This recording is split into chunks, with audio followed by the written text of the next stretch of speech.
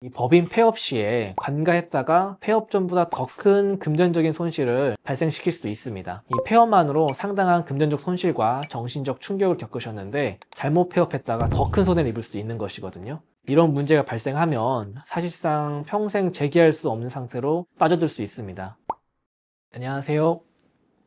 세무종결자 정경현 변호사입니다. 오늘 다뤄볼 주제는요, 법인 폐업과 법인 파산의 차이점, 그리고 꼭 법인 파산을 해야 되는지 이걸 좀 검토해 보려고 합니다. 이 주제에 대해서는 제가 상담을 계속 하고 있는데 많은 분들이 질문을 주세요. 법인 폐업해야 되나요? 법인 파산해야 되나요? 어떤 걸 해야 되는지 좀 더 알려주세요, 이렇게 말씀드리는데, 제가 오늘은요, 이 법인을 폐업해야 될지 파산해야 될지, 아니면은 어떤 게 더 나은 건지 이 기준을 확실하게 좀 정해 드리려고 영상을 찍게 됐습니다. 영상이 좀 길지만요, 관심 있는 분들의 많은 시청 부탁드리겠습니다. 이 대표님들이 사업을 정리하실 때 회사의 상품을 전부 매각한 후에 폐업 신청을 하고 계시거든요. 보통의 경우에 이렇게 하시고 있고 큰 문제 없이 지나가고 있습니다. 하지만 사실 이거는 운이 좋았다고 보는 것이 맞을 것 같습니다. 상당한 분들이 성급히 폐업 신청하셨다가 2차 파산으로 인해서 상당한 어려움을 겪고 있습니다.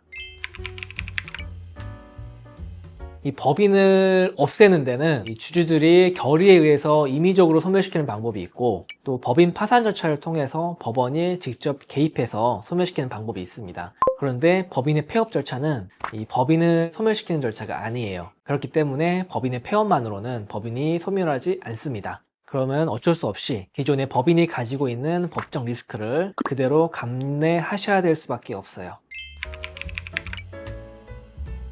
아까 질문 주신 2차 파산을 일으킬 수 있는 요인들인데요, 표를 보면서 차례차례 말씀드리겠습니다. 첫 번째로는 형사상의 문제가 발생할 수 있는데요, 채무가 재산을 초과한 한계 기업의 경우 기존 대출의 연장이 불가능하거나 대출 기한이 없어지는데요, 이를 기한이익 상실이라고 합니다. 이렇게 될 경우 회사는 회사의 모든 채무를 지금 당장 변제해야 되는데요, 이를 막기 위해서 어쩔 수 없이 영업이 잘 되는 것처럼 재무제표를 허위로 기재할 수밖에 없게 됩니다. 이러한 상태가 계속될 경우 상당한 문제가 발생하는데요, 일단 그 자체만으로도 분식회계에 의한 자본시장법 위반죄에 해당합니다. 또한 허위로 부풀려진 재무제표를 이용해서 돈을 빌리게 된다면 사문서 위조 내지 사기죄에 해당할 수 있습니다. 실제로는 이 채무 초과된 상태에서 재무제표를 허위로 기재한 채로 매입 채무를 계속해서 발생시켰다면 이런 경우에는 매입 채권자, 즉 상거래 채권자들에 대한 사기죄가 성립할 수도 있습니다. 두 번째로 조세 부담의 문제가 발생할 수 있는데요, 부가가치세법 제6조에 의하면 폐업하는 경우 잔존하는 재화는 자기에게 공급하는 것으로 본다 라고 규율되어 있습니다. 또한 동법 시행령 제21조는 폐업 시 공급 시기는 폐업하는 때를 기준으로 지정하고 있습니다. 따라서 허위로 부풀려진 재무제표로 인해서 폐업 시 법인은 아까 부풀려진 모든 재화에 대해서 약 10%의 부가세를 납부해야 되고, 주식을 51% 이상 가진 과점주주의 경우에는 이 부가세에 대해서 2차 납세 의무에 따라서 법인 대신 납부하게 될 의무를 지게 됩니다.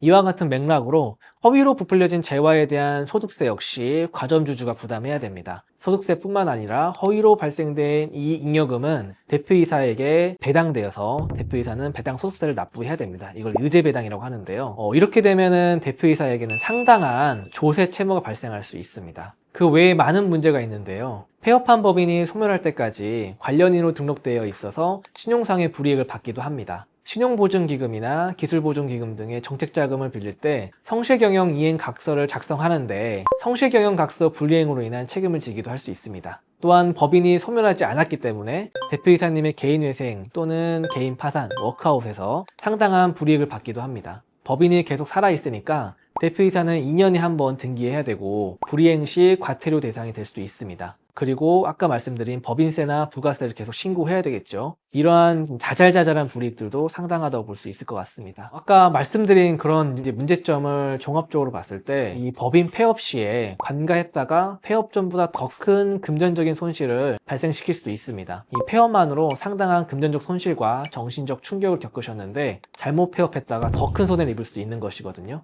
형사처벌이나 조세책임 같은 경우는 현존하는 어떤 제도로도 면제받을 수 없습니다. 이런 문제가 발생하면 사실상 평생 재기할 수 없는 상태로 빠져들 수 있습니다. 저는 이거를 2차 파산이라고 보고 있습니다. 제가 실제로 법인 파산 절차에 들어온 회사들의 재무제표들을 좀 보여드리겠습니다. 이 회사는 법인회생 인가 후에 법인 파산 절차에 들어간 회사인데요. 재고자산이 약 10억 정도 있는 걸 보이시죠? 이 회사의 경우 실제 재고자산은 약 2억이었습니다. 원재료 부분이 전부 허위 기재된 것이라고 보면 될 것 같습니다. 그리고 외상 매출금 27억인 부분도 상당 부분 이제 허위 매출이었고요. 마지막에 보시면은 미처분 이익 요금이 있죠. 이 회사는 현재까지 쌓아놓은 재산이 약 16억 있다는 겁니다. 그리고 이제 다음에 보실 게 조사위원이 작성한 이 회사의 청산 가치인데요. 이 회사의 실제 가치는 약 3억 원이었습니다. 여기에 부채를 빼면은 마이너스 25억이죠. 신청 전 재무상태표는 부채를 전부 제외하고도 16억 원의 가치가 있다고 했었는데 이것도 재고자산 등으로 꽤 높게 평가된 것입니다. 이 회사가 그대로 폐업했다면 한 세금만 한 10억 정도 나왔을 거예요. 이거를 전부 다 대표이사가 책임지셔야 된다는 겁니다. 이 회사 대표님은 당시에 이제 회사가 청산당해가지고 많이 속상하셨지만 회사 정리하시면서 실제로 부담하신 돈은 없습니다. 0이에요. 아예 세금도 안 내셨어요. 규모가 커서 뭐 그렇다는 분들도 있을 수 있는데요. 제가 진행했던 사건 중에서 의료업을 좀 작게 하시는 분 재무상태표도 좀 보여드리겠습니다. 이분도 그냥 폐업하셨으면은 한 몇천만 원은 세금으로 냈어야 됐는데 파산 신청하시면서 세금을 내지 않게 되신 사건입니다. 이 법인 파산을 신청한다고 모든 문제가 해결되는 것은 아닙니다. 하지만 상당 부분은 해결이 가능한데요. 표로 보여드리겠습니다.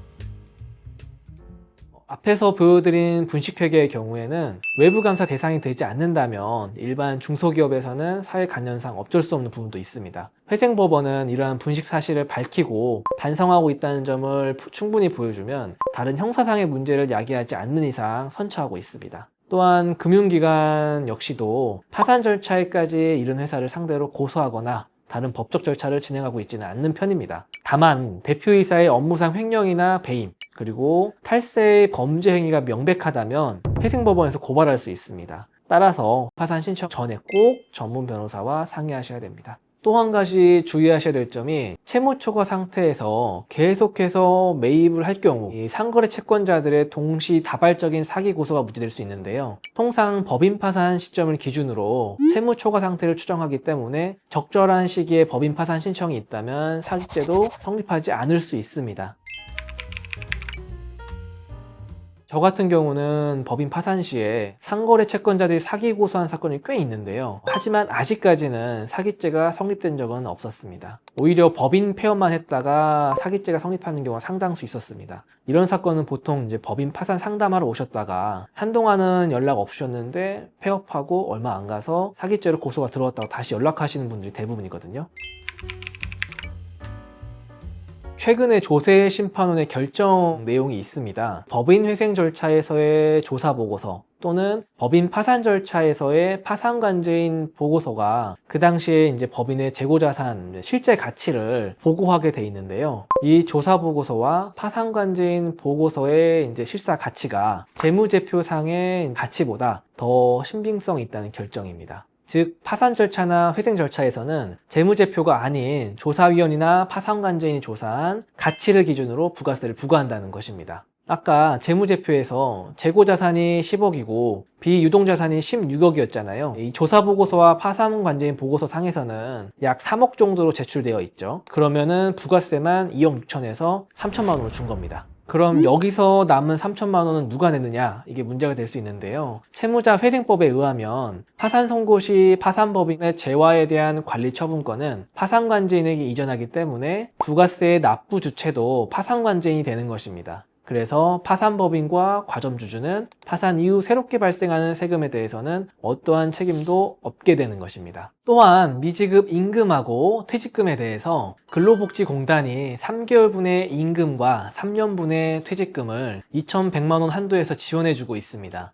이를 도산대지급금이라고 하는데요. 대표이사는 대지급금에 대한 책임이 면책이 됩니다. 이 경우에는 근로기준법 위반죄 역시 면책 또는 경감되는 효과를 누릴 수 있습니다. 그리고 파산 선고 후에 퇴직한 근로자에 대해서는 대표이사로서의 권리 의무가 없어지기 때문에 임금 및 퇴직금이 미지급된다고 하더라도 근로기준법 위반죄가 성립하지 않습니다. 또한 법인이 소멸하면 관련인으로 등록될 일이 없기 때문에 연대보증이 없다면 신용상의 불이익을 받지도 않습니다. 그리고 대표이사의 개인회생 또는 파산 시에 법인의 자료를 제출하지 않아도 되고, 법인의 자산이 전무해서 대표이사의 재산 증가로 인한 변제율 증가도 없을 것으로 판단이 됩니다. 성실경영 이행각서 등의 문제도 파산관제인 보고서로 가름할 수 있습니다.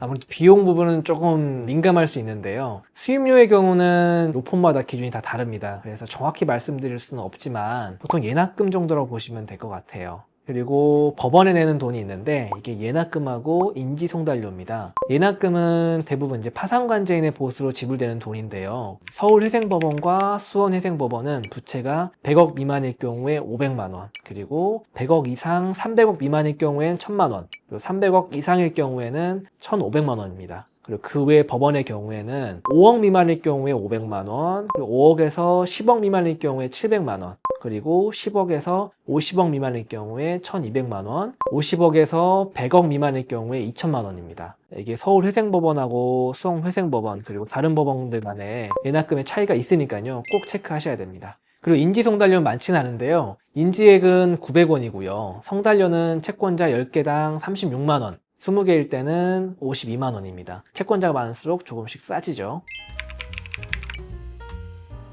네, 저도 그렇게 생각하고 있습니다. 돈이 없어서 회사를 정리하는 건데 그 정리에도 돈이 든다는 게 참 아이러니한데요. 회사 정리도 결국에는 사회적 비용이 들어가는 것이기 때문에 무료로 해줄 수도 없는 건 뭐 그런 상황이긴 합니다. 다만 예납금이 회생법원을 선두로 계속해서 줄어들고 있기 때문에 부담은 많이 덜어지지 않을까 싶습니다. 이거 사실 좀 민감한 부분이긴 한데요. 저 같은 경우는 도산 전문 변호사로서 의뢰인들의 사회적 생명을 살리고 재도전의 기회를 제공한다는 데 상당한 자부심을 가지고 있습니다. 그러다 보니까 수임료도 저희 의뢰인들의 사정에 맞춰드리려고 노력하고 있습니다. 제가 공개적으로 얼마라고 밝힐 수는 없지만 그래도 의뢰인들로부터 비싸다는 말을 아직까지 들어본 적은 없었던 것 같습니다. 그건 아닙니다. 법인 폐업만으로도 회사를 정리할 수 있는 경우도 상당히 많습니다. 이 폐업 신청하시면 폐업일로부터 5년 후에 법인이 해상 간주되고 그 후 3년, 즉 폐업 신청으로부터 8년이 지나면은 법인의 청산 간주가 돼서 법인이 저절로 정리가 됩니다. 그래서 법인 파산이 필요하지 않은 회사라면은 회사를 정리하기 위해서 꼭 돈을 들여서까지 법인 파산을 해야 된다 이런 건 아닙니다. 대신 법인 파산을 해야 될지 아니면은 폐업만으로 충분해야 될지 요거는 전문 변호사하고 상담하셔가지고 꼭 체크해 보셔야 됩니다. 여기까지 이제 파산 절차와 폐업 절차를 비교해 봤는데요. 법인 파산 절차는 말씀드린 것처럼 법인 폐업에 비해서 많은 장점을 가지고 있는 제도입니다. 그래서 선택이 가능하다 그렇다면은 폐업보다는 파산 신청을 하시는 것이 훨씬 유리합니다. 다만 이제 비용상에 또는 기타 문제로 인해서 법인 파산을 신청할 수 없는 경우가 있는데요. 이런 경우에는 법인 폐업 신청만으로도 회사를 정리할 수 있는지 꼭 검토해 보셔야 되고, 그리고 법인 폐업만으로도 큰 문제가 발생되지 않을 것으로 예상되는지 아니면 꼭 법인 파산 신청하셔야 되는지 이런 것들은 전문가로부터 진단을 받아 보셔야 될 것 같습니다. 여기까지 법인 파산과 법인 폐업에 대해서 설명드렸습니다. 다음에는 다른 주제로 좀 더 유익하게 정보를 제공드릴 수 있도록 노력하도록 하겠습니다. 감사합니다.